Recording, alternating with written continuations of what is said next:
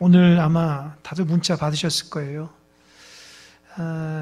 우리 광주가 그동안 2주 동안 그 행정명령을 내렸던 그것이 10일 또 연장이 됐습니다. 10일 연장이 됐어요. 그러니까 사실은 그 전체 하면은 24일이잖아요. 24일인데 주일이 4번 있긴 해요. 참 이렇게 3번이 아니고 4번 있긴 해요. 딱 20일까지 딱 하니까.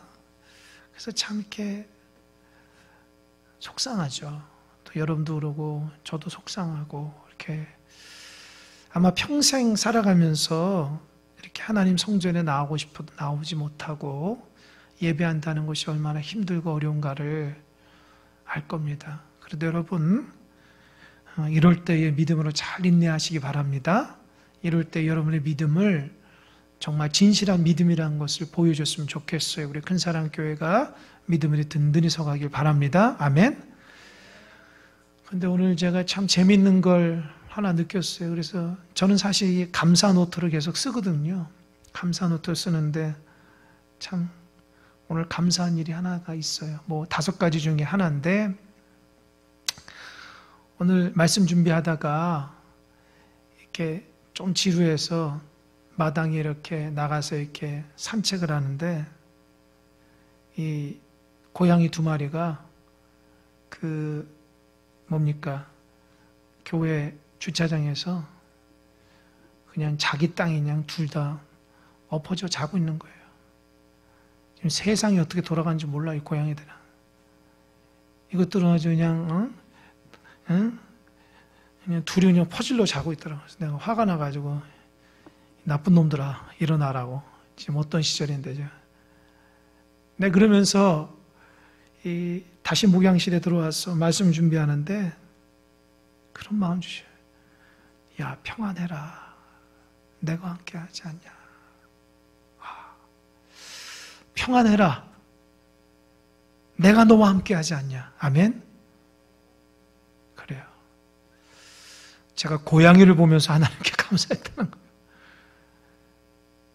저 그 어떤 평안함, 하나님 주신 평안함을 가지고 세상이 어찌 됐든지 간에 주님 주신 평안함 가운데 우리 승리하는 우리 믿음의 큰사랑교회 교인들이 다 되시기 바랍니다. 오늘 말씀은 지난 시간에 이어서 참 중요한 말씀이에요. 사도 바울이 로마 교회에 편지를 쓰면서 정말 핵심적인 부분은 이 죄에 대한 부분이거든요. 그러니까 사도 바울이 예수님 믿기 전에는 죄의 문제가 해결이 안 되는 거예요. 참 이렇게 율법의 말씀을 잘 지켜나가면 의롭게 되는 줄 알아요. 아니야. 여러분도 지난 시간에 들으셨겠지만 율법이라는 것을 열심히 하면 죄가 율법을 다 기회를 타가지고 오히려 그 율법이 자기에게 죄로 다가온다는 거예요. 정죄하게 되고 내가 그 말씀대로 살아가야 하는데 그 말씀대로 살아가지 못하고 자꾸 율법 앞에 넘어지는 모습을 보게 된다는 거예요. 그리고 또 한 가지 깨닫는 게 있죠. 그게 뭐냐면 내 마음은 정말 하나님의 법대로 살고 싶지만 내 육신의 법이 또 나를 이끌어가가지고 하나님의 법과 자꾸 다퉈가지고 자꾸 죄책감에 시달린다는 거예요. 그래서 7장 25절을 뭐라고 그랬어요? 7장 24절 오라 나는 공고한 사람이다. 이 사망의 몸에서 누가 나를 건져낼까? 나는 정말 힘들다는 거예요. 나는 하나님 말씀대로 율법을 최선을 다해 살아가지만 왜 내 마음속에 이렇게 사망의 몸처럼 곤고하고 힘들고 어렵고 고통스러운 삶을 살아가는지 모르겠다 고백하면서 25절에는 뭐랬어요? 그러나 우리 주 예수 그리스도 말미암아 하나님께 감사한다고 하면서 7장 마지막 부분에는 예수 그리스도를 향한 그 예수님 때문에 하나님께 감사하는 소망의 메시지를 끝나고 있어요. 그리고 8장에서 완전히 분위기가 다릅니다. 이제는 8장에서는 죄의 문제를 해결해요. 그래서 8장 1절에 보면 그러므로 이제 그리스도 예수 안에 있는 자는 결코 정죄함이 없다. 그러니까 예수님 안에 있는 사람은 하나님이 그 예수님 안에 있는 사람에게 정죄하지 않는다는 거예요. 이 정죄한다는 게 뭐예요? 너는 죄인이다. 너는 지옥 갈 죄인이다. 이렇게 얘기하는 거거든요. 그런데 분명히 우리는 죄인이지만 예수님 안에 있으면 더 이상 우리를 죄인으로 받아주지 않는다는 거예요. 여러분, 우리는 예수님 때문에 하나님의 백성이 된 줄 믿으시기 바랍니다.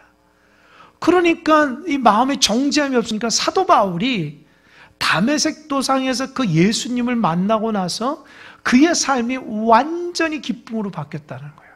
늘 율법을 따라 살아가도 왠지 모르게 이 죄가 이 마음속에 있고 이 죄 때문에 내가 힘들고 어렵고 그래서 뭔가 이렇게 늘 이렇게 이런 표현이 어울리죠. 눌려서 살아간다.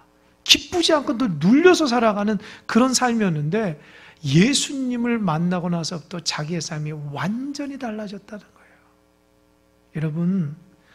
여러분도 주님 안에서 평강을 누리며 살아가시기 바랍니다. 예수님을 믿는 사람은요, 기쁨이고 즐거움이 행복함이에요. 그런데 왜 우리의 삶이 그렇게 기쁘거나 행복하지 않을까요? 그러니까 예수님 안에 온전히 거해야 돼요. 그러면서 사도 바울이 그런 얘기하죠. 주님 안에 거하면 생명의 성령의 법이 죄와 사망의 법에서 너를 해방했다 그런 거예요. 아, 내가 예수님 안에 거하면 내 안에 있는 죄와 사망을 나를 막 짓누른 것이 이제는 생명과 성령으로 다 물리쳐서 나를 하나님의 온전한 백성답게 살게 해주신다는 거예요. 제가 여러 번 얘기했지만 제가 예수님을 진짜 인격적으로 만나고 나서 세상이 달라졌어요. 진짜 여러분, 기도하고 나서 참 눈물이 나고 그 눈물 가운데 주님의 음성을 듣고 주님께서 내 마음을 알아주시고 그럴 때 한바탕 정말 하나님 앞에 영적으로 딱 기도하고 눈을 딱 떠서 나가면 세상이 달라집니다. 내가 늘 보았던 나무가 나에게 반꽃 웃는 것 같고 새소리가 지저귀는 것 같고 하늘이 나에게 햇빛이 쫙 비치는 것처럼 세상에서 하나님께서 나를 그렇게 사랑하는 사람으로 내가 그런 마음이 들어요. 이게 예수님 안에 있는 사람들의 특징입니다. 그러나 예수님 안에 있지 않으면 하나님이 나를 정죄하는 것 같고 내가 죄진 것 같고 내가 기쁨이 없고 내가 갈등하고 힘들고 어렵고 세상의 욕심대로 살아가게 되고 그래서 그 문제 앞에 넘어지고 쓰러지게 되고 이런 모습들이 계속해서 반복해서 되고 좋았다가 넘어지고 쓰러지고 또 좋았다가 이게 자꾸 반복이 된다는 거예요. 왜요? 예수님 안에 있지 아니하면 그런다는 거예요. 그러니까 예수님 안에 있으면 사도 바울이 말합니다. 성령이 나를 다스린다는 거예요. 지난 시간에는 육신이 나를 다스리면 내가 사망 가운데 거하지만 영의 생각 가운데 있으면 내가 평안과 생명이다라고 말씀하고 있어요. 여러분, 성령 안에 온전히 거하시는 여러분 되시길 바랍니다. 그래서 오늘은 성령 안에 거하시는 하나님의 사람에 대해서 말씀하고 있습니다. 9절을 저와 여러분이 함께 읽어보겠습니다. 9절 다 같이 시작. 만일 너희 속에 하나님의 영이 거하시면 너희가 육신에 있지 아니하고 영이 있나니 누구든지 그리스도의 영이 없으면 그리스도의 사람이 아니니라. 이런 질문할게요. 그리스도의 사람이 되려면 뭐가 있어야 돼요? 정확해요. 그리스도의 영이 있어야 돼요. 그리스도의 영. 그러니까 내가 예수의 사람이 되려면 예수의 영이 있어야 되는 거예요. 그러니까 하나님의 영, 그리스도의 영 다 똑같은 말이거든요. 너희 속에 하나님의 영이 거하시면 너희가 육신이 나를 지배하거나 육신이 나를 이끌어가는 것이 아니라 오직 그 하나님이 원하시는 대로 성령께서 나를 이끌어 가신다는 거예요. 그래서 내가 예수의 사람으로 살아갈 수 있다는 겁니다. 여러분, 예수님이 마지막 승천할 때에 너희가 몇 날이 못 되어 성령을 받을 것이다 이렇게 얘기하고 승천하셨잖아요. 그리고 예수님의 제자들이 오순절 마가의 다락방에 모여서 합심으로 기도하며 성령이 임하기를 바랐을 때에 성령께서 강하고 급한 바람 같은 성령이 임하셔서 각 심령마다 성령이 임했다고 합니다. 그죠? 성령이 임하니까 그들 마음이 뜨거워져서 방언을 하게 되죠. 그리고 나서 그 성령 받고 나서 어떻게 해요? 나가서 복음을 전하게 되고요. 복음을 전할 때에 기적과 이적이 일어나게 되고요. 하나님의 사람으로 살아갈 수 있도록 원동력이 되어진다는 거예요. 그러니까 여러분, 예수님을 모시면 성령이 우리 안에 다스리고 있습니다. 그러니까 우리가 그런 얘기하죠. 성령 세례와 성령 충만은 달라요. 여러분, 성령 세례는 예수님 딱 영접할 때에 인생에 한 번 하나님께서 우리에게 주시는 인치시는 성령 세례예요. 그러나 성령 충만은 어떻게 해요? 날마다 매 시간마다 우리 받을 수 있어요. 성령 세례는 인생에 한 번밖에 안 되지만 예수님 영접할 때에, 그러나 성령의 충만한 건 날마다 받을 수 있어요. 할렐루야. 그래서 우리는 성령 충만해요. 성령 충만해요. 성령 충만하는 특징이 뭘까요? 성령 충만하면 뭘까요? 성령 충만하면요, 하나님 자꾸 사랑하게 돼요.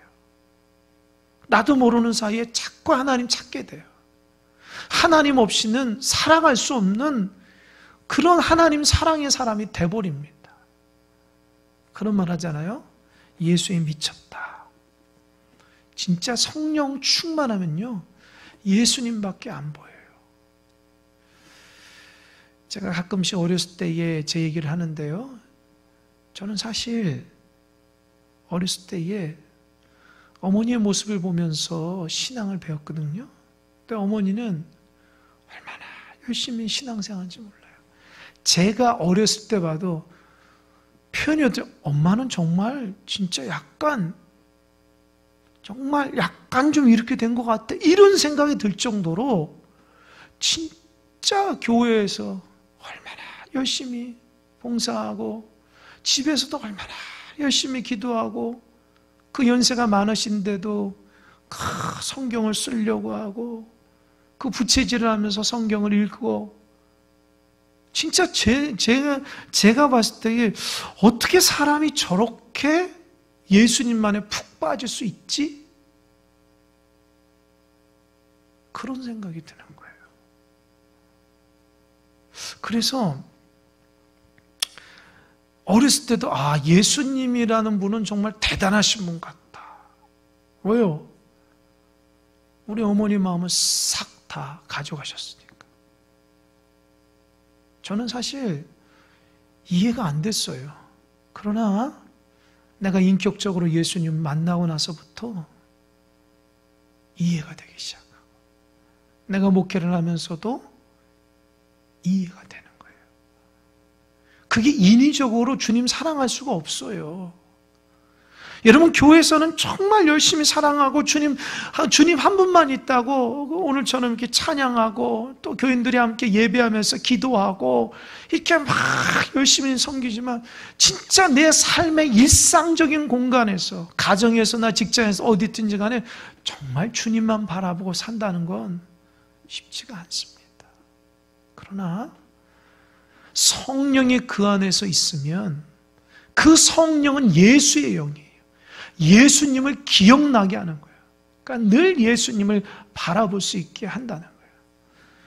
제가 인격적으로 예수님을 만나고 나서 제가 달라진 게 있었는데, 그 당시에 중학교 때 예수님 만나고 나서 이게 버스를 타고 다니는데 나도 모르는 사이 계속 기도를 하고 있더라고요. 주님, 내가 사랑합니다. 나는 오늘도 학교에 공부하러 갑니다. 하나님 지혜 주시고 명철 주시고 함께 인도하시고. 개구장이었던 나에게 왠지 모르게 예수님이 딱 인격적으로 다가오니까 정말 예수님 사랑하는 마음으로 나도 주저리 막 이렇게 기도하고 다니더라고요. 또 왜 그럴까요? 내가 하고 싶어서가 아니라 내 안에는 성령님이 자꾸 예수님을 바라보게 하고 자꾸 예수님을 만나보게 하는 거예요. 집에 와서 씻고 공부를 하고 숙제를 하는데도 먼저 기도하게 하는 거예요. 무릎 꿇고 기도하게 하고. 정말 저도 신기했어요. 예수님이 내 안에 탁 들어오니까 그때부터 예수님밖에 안 보이는 거예요. 여러분, 예수님 안에 거한다는 게 뭘까요? 완전히 내 마음을 주님 앞에 드리는 거예요. 그리고 주님의 마음이 내 마음이 될 수 있어야 돼요. 그러니까 다른 건 보이지가 않는 거예요. 매 순간 기도하게 되고 성령이 내 안에서 기뻐하시는 거예요. 그러다 보니까 더 깊이 있게 기도하게 되고 어느 날은 진짜 막 예배가 사모하게 되고 예배를 위해서 기도하게 되고요. 그런 기도하는 사람이 되더라고요. 주일날 말씀을 전하는 목회자를 위해서 기도하게 되고요. 주일날 정말 한 사람 한 사람들 충고하게 된, 제가 그때 사역자가 아니었어요. 청년 시절이었거든요. 근데 왜 기도할까? 성령께서 원하시는 기도를 나를 통해서 하신다는 거예요.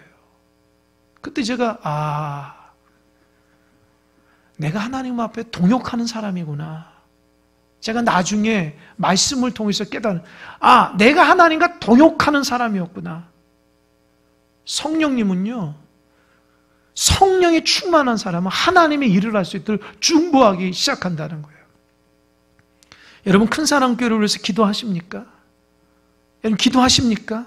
목회자를 위해서 기도하고 성도 한 사람 한 사람 기도하시고, 아니면 여러분 문제만 가지고 기도하십니까? 성령이 충만하게 되면 하나님이 원하시는 대로 기도가 바뀐다는 거죠. 우리의 삶이 정말 하나님이 원하시는 대로, 하나님께서 원하시는 그 삶대로 기도가 나온다는 거예요. 하나님의 말씀을 봐도 성전을 사랑하고 주님을 사랑하게 되는 그 뜨거운 마음이 일어나는, 그게 지금 사도 바울의 고백이라는 거예요. 예수의 영이 있으니까 내가 완전히 달라져서 이제는 죄 때문에 헐떡거리는 사람이 아니라 오직 하나님의 기쁨이 뭐지?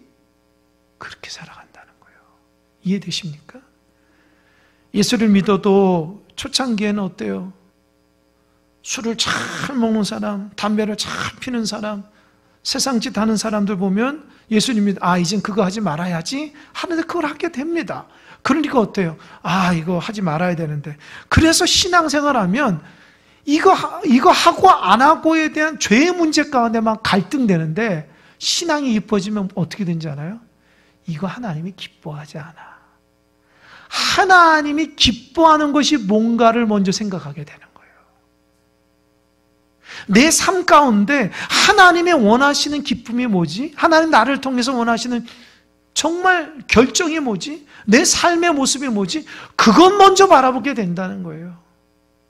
그게 죄가 아니고를 떠나서 이제는 하나님의 기쁨이고 기쁨이 아닌 거의 관점이 달라진다는 거예요.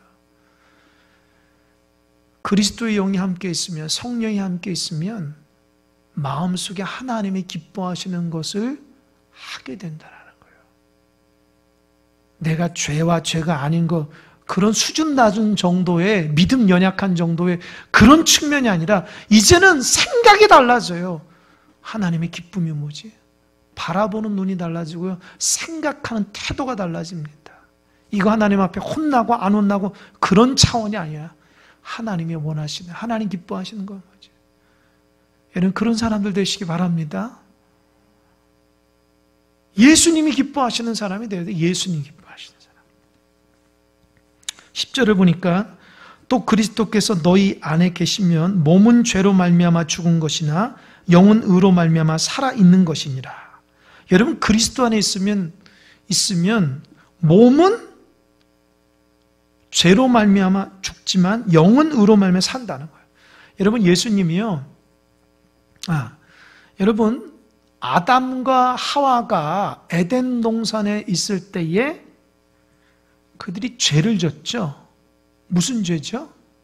선악과를 따먹지 말라 그러는데 따먹었죠. 불순종했죠. 하나님 말씀 어겼죠. 그죠?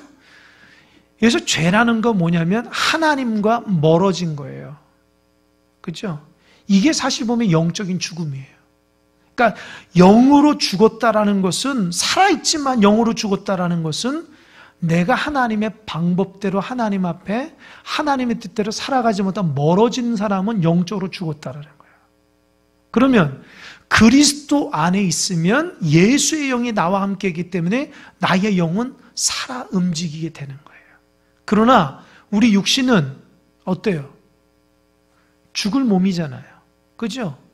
육신의 소욕대로 살아가기 때문에 죄를 지을 수밖에 없어요. 여러분, 우리가 죄 짓는 것은요, 다 본성대로 나오는 죄인데요, 우리가 육신을 입고 있기 때문에 어쩔 수 없이 죄 가운데 살아갈 수밖에 없어요. 왜요? 육신은 죄로 인해서 죽을 수밖에 없기 때문에 그래요. 그러나 예수님이 어때요? 나를 위해서 십자가에 달려 돌아가심으로 죽으셨다가 부활하셨기 때문에 죄의 문제 해결됐죠.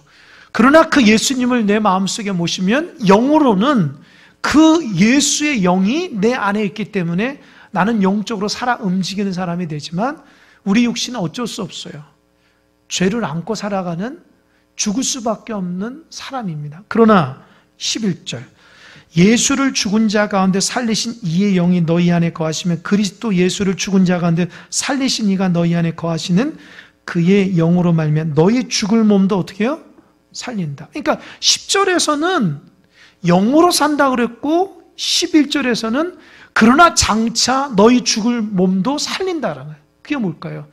이 10절에서는 현재 상태, 지금 현실에서 살아가는 상태고 11절은 미래에 우리가 정말 재림 때에 예수님 다시 오실 때에 일어나는 일들에 대해서 얘기하고 있는 거예요. 그 죽을 몸도 어떻게 해요? 살아나서 영과 함께 하나님 앞에 나아간다는 겁니다. 그러니까 그리스도 안에 있으면 어때요? 우리의 몸과 영은 살아날 수 있다는 거예요. 여러분, 이게 이해되는지 모르겠어요. 영적으로 살아있다. 영적으로 죽었다. 누가 여러분한테 그런 얘기 해봐요. 당신은 영적으로 죽은 거야? 살아있는 거야? 이렇게 물어보면 여러분 뭐라 대답하겠어요? 그게 뭐지? 그게 무슨 말이에요? 나는 이렇게 살아있는데 그럼 내가 죽었단 말인가? 이렇게 얘기하겠죠. 그러나 여러분, 하나님의 말씀 가운데 거하고 주님 중심으로 살아가는 사람은 이게 뭔지를 알아요. 내가 영적으로 살아 움직이는 사람은요, 주님 중심으로 움직이게 되어 있어요. 주님 중심으로. 제가 이제껏 교회를 섬기고 많은 사람들을 만나면서 영적으로 정말 하나님 앞에 성령 충만하신 분들을 죄송하지만 많이 못 만났어요. 겉으로는 되게 믿음의 사람 같은데요, 믿음의 눈으로 딱 보면은 영적으로는 이렇게 바로 쓰지 못한 거 너무 많아요. 이게 왜 그러냐? 아까도 말한 것처럼 영이라는 하나님과의 가까운 교제가 일어나야 되거든요. 교제가. 그러니까 하나님의 교제가 깊이 있는 교제가 안 되면 사실 영적으로 민감하지 않아요. 그거는 여러분이 잘 알 겁니다. 날마다 주님의 말씀과 기도로 무장하는 사람은요, 영적으로 하나님이 영감을 주십니다. 영적인 감각을. 그래서 뭔가 기도하면 하나님이 나도 모르게 무엇인가를 기도하게 하고요, 기도할 때 하나님의 음성을 듣게 되고요, 또 하나님께서 내 마음에 간절한 감동을 주시고 또 하나님 원하시는 살아갈 수 있는 영적인 감각을 주십니다. 그런데 하나님의 말씀과 기도가 끊어진 사람들은 영적으로 굉장히 무감각해요. 이건 뭐냐? 교회를 다녀도 마찬가지예요. 아마 여러분 이해하지 못할 거예요. 쉬운 게 아니에요. 날마다 주의 말씀과 기도로 무장한 사람들은요, 하나님의 영적인 감각, 분별을 주시는 거예요. 그러나 그런 것에 깨어있지 못하면은 세상 것과 하나님 것 구별이 안 되는 거예요. 하나님이 기뻐하시는 것과 하나님 원치 않는 것 잘 구별이 안 돼요. 그러다 보니까 어느 순간 넘어져 있는 거예요. 그러다 보니까 나도 모르는 죄를 짓고 다니는 거예요.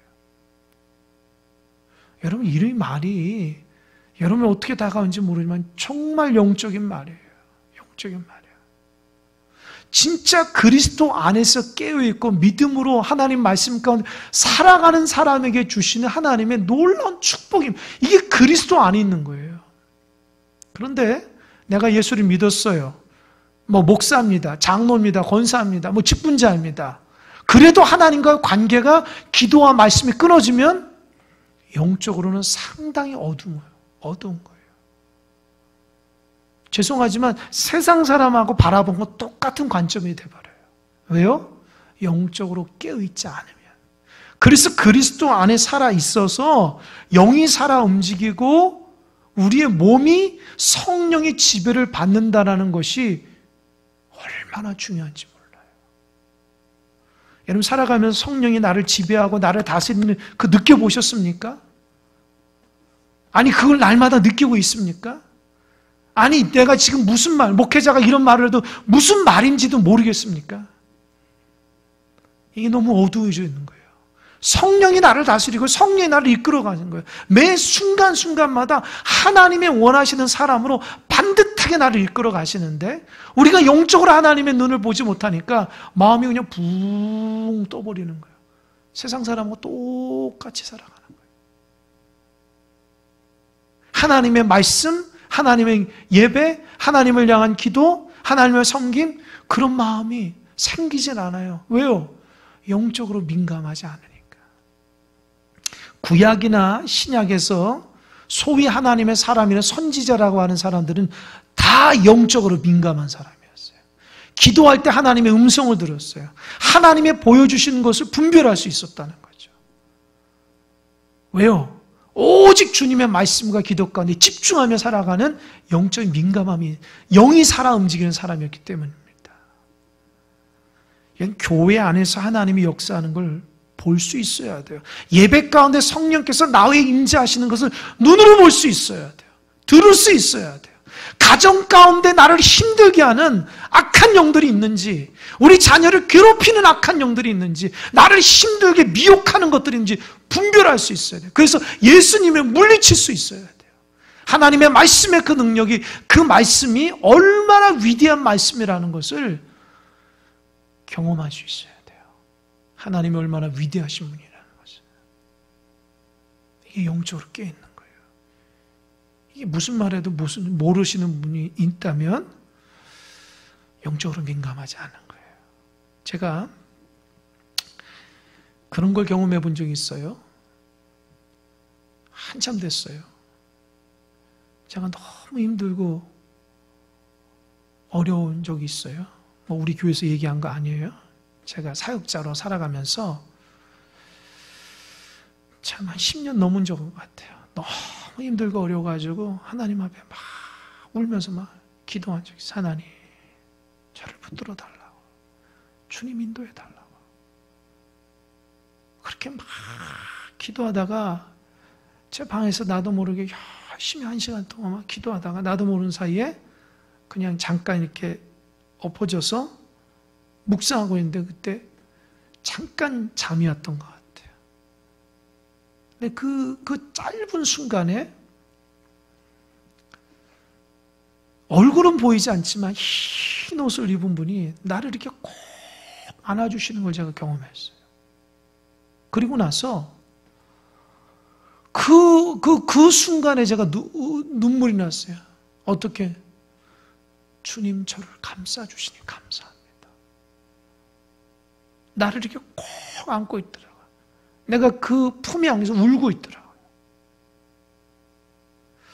그래서 제가 눈을 딱 떴죠. 근데 제 눈에 눈물이 나고 있었어요. 왜 그때 눈물이 났냐? 하나님이 내 기도를 듣고 있었다는 거예요. 하나님이 나의 모든 마음들을 이미 다 알고 있었다는 거예요. 그 뒤로부터 제가 하나님은 나의 기도를 들으시는 분이구나. 나와 함께 하시는 분이구나. 확실히 경험했어요. 여러분, 그거예요. 우리 눈에는 보이지 않지만 예수님이 나와 함께 계신다는 거죠. 주님이 나를 붙들고 있다는 거예요. 힘들고 어려워서 그게 안 보일 수 있지만 기도해 보세요. 영적인 눈이 탁 뜨여서 보면 예수님 나를 안고 있는 거예요. 나의 마음을 다 헤아리고 있는 거예요. 나를 붙들고 있는 거예요. 사도 바울이 그걸 경험한 거예요. 예수님 안에 살아있다는 것이, 나의 영이 살아있다는 것이 세상의 무거운 짐을 살아가는 것이 아니라 하나님 기뻐하신 종으로서 하나님 마음으로, 하나님 그 뜨거운 그 사랑의 마음으로, 은혜의 마음으로 살아간다는 것입니다. 그래서 12절에 이렇게 얘기합니다. 그러므로 형제들아 우리가 빚진 자로 돼 육신에게 져서 육신대로 살 것이 아니라. 빚진 자라는 거예요. 여러분 빚져 보시는지 모르겠어요. 빚지면 어때요? 빚쟁이가 계속 오잖아요. 돈 갚으라, 돈 갚으라 그러잖아요. 그럼 어때요? 갚아야죠. 그죠? 눈치를 보게 되잖아요. 그러니까 우리는 빚졌어요. 누가? 하나님께 빚진 거예요. 내가 죽을 수밖에 없는데 예수님이 독생자 아들 예수 그리스도를 통해서 나의 죄를 대신 짊어지시고 나를 살리셨거든요. 그래서 내 안에 누굴 주셨어요? 성령님을 주신 거예요. 그러니까 우리는 성령님이 내 안에 있으면 나는 빚진 마음으로 살아가야 돼요. 성령님 나를 그렇게 사랑하시고 하나님 그렇게 사랑하셔서 나에게 성령을 주셨는데 그 성령을 통해서 어떻게 해요? 아, 하나님 원하시는 대로 살아가야 이런 마음이 들어야 되는 거예요. 이게 빚진 자의 마음이에요. 빚져도 갚지 않으면 어떻게 해요? 뻔뻔하다 그런 거 아니에요. 그죠? 똑같이 하나님이 우리에게 그 은혜를 베푸는데 그 은혜를 갚지 않고 은혜대로 살아가지 않으면 하나님 뭐라고 그랬어요? 뻔뻔하다 그러는 거예요. 하나님의 은혜를 잊어버리고 내가 너에게 얼마나 축복 주셨는데 내가 너를 생명을 주시고 내가 너에게 다 줬는데 너는 나를 몰라? 뻔뻔하네. 하나님 그렇게 얘기하는 거예요. 지금 우리는 하나님께 빚진 자로서의 삶을 살아가야 되는데 그래서 하나님 원하시는 살아야 되는데 육신대로 살아가지 말라는 거예요. 그러니까 뭐예요? 주님과 함께 동행하면 마음 생각 이렇게 육신대로 내 욕심대로 살아가면 안 돼. 이거는 배은망덕한 거야. 이거는 부모도 몰라본 행동이야. 지금 이 말이에요. 이해되십니까? 예수님 안에 거하는 사람이 죄를 짓지 않아야 되는 이유가 이건 하나님 앞에 배신이라는 거예요. 하나님이 나를 위해서 독생자 아들 예수 그리스도를 이 땅에 주셔서 그 피값으로 나를 사랑해서 나를 자녀 삼았는데 내가 하나님 보시기에 온전치 못한 하나님의 방법대로 살지 않고 내 멋대로 죄지며 산다? 그건 부모도 모르는 거하고 똑같다라는 거예요. 여러분 이해하십니까? 그저 하나님 모르고 내 마음대로 살아간 거 뭐 그럴 수도 있지. 성경에 어디 그런 게 있어요. 여러분 그런 거는 하나님을 배반하는 거 똑같아요. 하나님 중심으로 살아가야 돼요. 하나님 말씀대로 살아가야 돼요. 정말 깨달은다면 하나님 원하신 나는 너에게 다 줬다라는 거예요. 근데 너는 왜 아직도 네 욕심대로 살아가? 하나님 볼 때 이건 부끄러운 거예요. 부끄러운 거. 그러니까 13절 너희가 육신대로 살면 반드시 죽을 것이래 영으로서 몸의 행실을 죽이면 어떻게 해요? 산다. 영으로서 성령으로 내 몸을 다스려야 돼요. 내가 욕심대로 내 욕망대로 내 원하는 대 사랑을 다스려야 절제해야 돼요. 믿는 자들이 절제가 못해서 얼마나 많은 죄를 짓습니까? 내 욕심대로 세상에서 잘 나가고 싶고 많은 물질을 갖고 싶고 내가 남보다 더 잘 살고 싶고 내가 남보다 더 위에 놓고 싶고 누구든지 다 갖고 있어요. 그런 마음들. 저도 그런 마음이 있어요. 목회자라 그런 마음이 없습니까? 다 있죠. 그런 어떻게 해요? 하나님의 영으로서 다스리는 겁니다. 그 다스리지 못하면 세상사 똑같아가지고 나중에는 결과가 안 좋아요. 하나님 주시는 축복으로 살아가고 은혜로 살아가야지 세상 사람들은 따라가다가 큰일 납니다. 죽이라는 거예요. 몸의 욕망, 욕심을 죽이라는 거예요. 그게 하나님의 성령을 갖고 있는 사람의 특징이라는 거예요. 그걸 죽이지 못해서 계속 내 욕망대로 이게 자꾸 이렇게 놔두기 시작하면 그 비참한 인생이 되고요. 나중에 죄짓고 하나님 앞에 온전치 못해요. 아주 힘들어집니다. 그래서 14절 무릇 하나님의 영으로 인도함을 받는 사람은 곧 뭐라고요? 하나님의 아들이다. 여러분 하나님의 아들과 딸은요 하나님의 영으로 인도함을 받는 거예요. 그냥 말만 하나님 자녀 난 하나님 딸이야. 당신 하나님의 자녀 하나님의 찬양 아무리 해봐도 하나님의 영으로 그 뜻대로 살아가지 못하면 하나님 자녀 아니에요. 죄송하지만 그러니까 착각하지 마세요. 내가 목회자라고 내가 하나님 자녀예요? 천만의 말씀. 하나님의 영으로 다스림받고 그대로 따라가야지 하나님의 자녀예요. 직분자들 잘 들으시기 바랍니다. 하나님 여러분 기름 부었다고 그래서 여러분 다 하나님 자녀예요? 하나님의 영으로 인도함을 받아야 돼요. 그 성령의 기름 부으심대로 하나님 영으로 인도함을 받아야 돼요. 그 하나님의 인도하심 맞지 않고 내 멋대로 살아간다. 하나님의 아들, 딸 하나님 보시기에 어떨까요? 그러면서 15절 이게 굉장히 중요한데 15절 다 같이 시작. 너희는 다시 무서워하는 종의 영을 받지 아니하고 양자의 영을 받았으므로 우리가 아빠 아버지라 부르짖느니라. 여러분 이게 학자마다 제가 얘기했죠. 대체로 66권의 말씀 중에서 한 권을 뽑으라면 로마서 말씀 뽑고요. 로마서 16장에서 한 장을 뽑으면 8장을 뽑고요. 8장에서 한 절을 뽑으라면 15절 뽑아요. 그래서 8.15 광복 같은 말씀이에요. 우리를 자유케 하는 말씀. 여러분 너희는 다시 무서워하는 종의 영을 받지 아니하고 어떤 영이야? 양자의 영을 받았다. 그래서 아빠 아버지 이게 무슨 말일까요?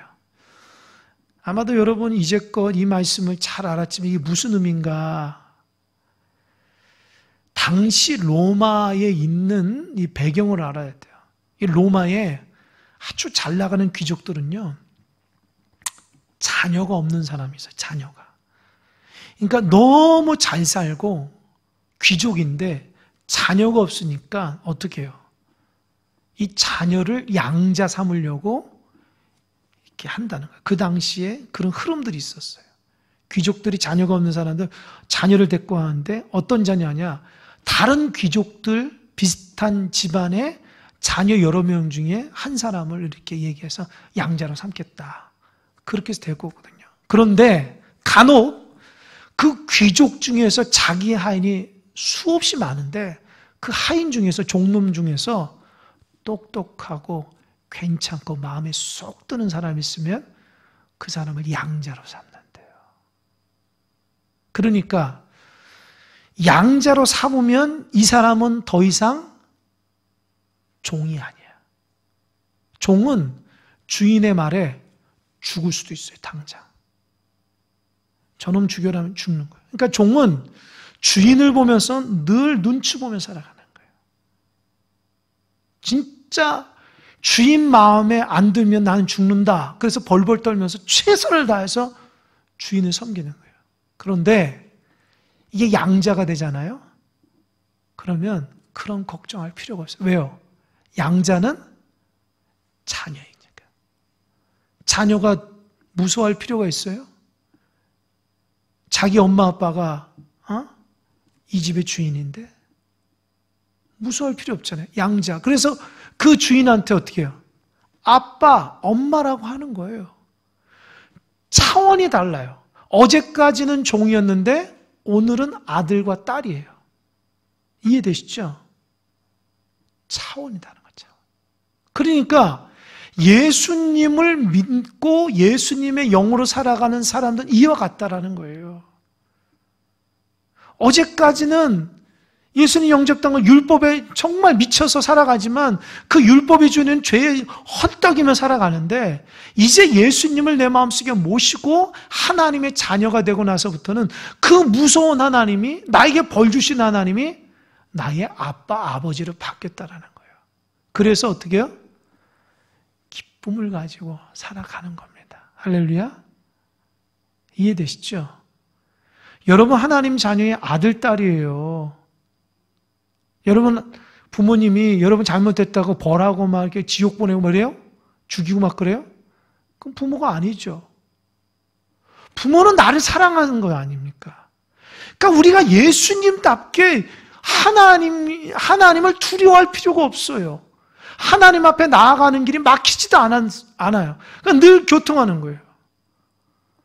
부모 자식 간에 막히는 게 뭐가 있겠어요? 내 아버지인데요. 그죠? 그리고 이 16절 볼까요? 성령이 친히 우리의 영과 더불어 우리가 하나님의 자녀인 것을 어떻게 한다고요? 증언한다. 그러니까 내가 하나님의 아들, 딸이라는 것을 어떻게 한다고요? 내 안에 있는 성령이 너 하나님의 자녀야. 너 하나님의 아들이야, 딸. 이렇게 얘기한다는 거예요. 이해되시죠? 종놈에서 아들로 됐을 때에 로마 그 당시에는 반지를 준다는 거예요. 이 반지를 끼면 누가 뭐래도 얘는 종이 아니고 아들이야. 어제까지 같이 일했던 종이 야 종놈 일로 와. 너 빨리 이거 일하지 않아? 너 게으름 피지? 그때의 반지를 딱 보여주는 거예요. 나 종놈 아니고 아들이야. 상속자야. 이해되셨습니까? 여러분은 예수 그리스도 안에 인침받은 사람이에요. 성령이 여러분 안에 있으면 사탄 마귀는 못 건드려요. 아멘? 세상 여러분 못 건든다고요. 그거를 사탄은 자꾸 감춰버린다는 거예요. 나는 하나님의 자녀죠. 성령이 내 안에 있으면 너는 하나님의 딸이야. 너는 하나님의 아들이야. 자꾸 나를 증언하는 거예요. 그 내 안에 영도 나에게 너는 하나님의 아들이야. 하나님의 딸이야. 예수님을 모시고 살아가면 그렇게 역사하는. 그런데 우리는 어때요? 성령에 민감하지 않으니까 교회 올 때 하나님의 아들, 딸, 나가서는 세상 사람. 내 욕심대로 막 살아가고 죄 짓고 그래서 어떻게 해요? 힘들고 어렵고 신앙이 힘들고 어렵고 그러니까 성령이 내 안에서 아들, 딸이라는 걸 자꾸 증거하니까 성령 안에 거해야 돼요. 심지어 교회 오래 다닌 사람도 그런다고요. 내가 구원받았나?